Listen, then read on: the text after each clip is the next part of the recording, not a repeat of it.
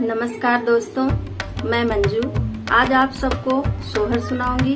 अगर आपको अच्छा लगे तो उसे लाइक, शेयर, कमेंट और सब्सक्राइब जरूर करिएगा।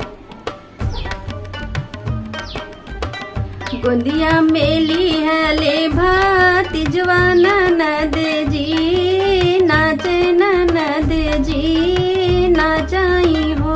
भौजी लाओ देओ, भौजी लाओ देओ सोने के कंगनवा तो कजरा लगाई ब, कजरा लगाई बहो।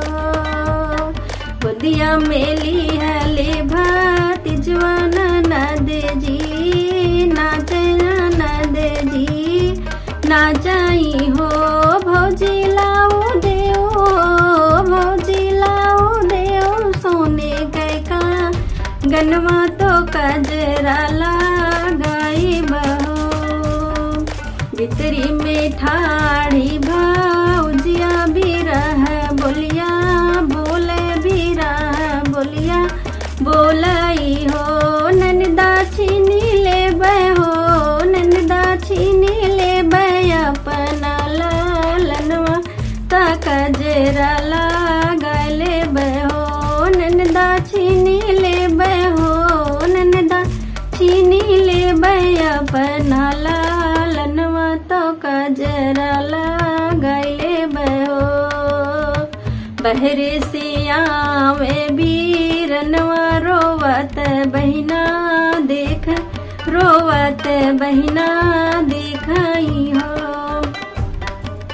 सखिया लाल लाल काई के अखिया घोड़ू के बोलिया, बोले घोड़ू के बोलिया बोलाई हो। कि धाना लाओ देऊ सोने के कंगनवा ता बहिन हित, कारी बहिन हित, कारी बहिन मम ब्राह्मण हो।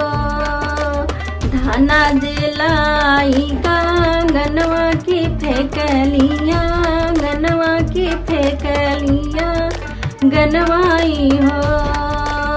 धाना जलाई कंगनवा तो फेंकलिया, गनवा तो फेंकलिया गनवाई हो।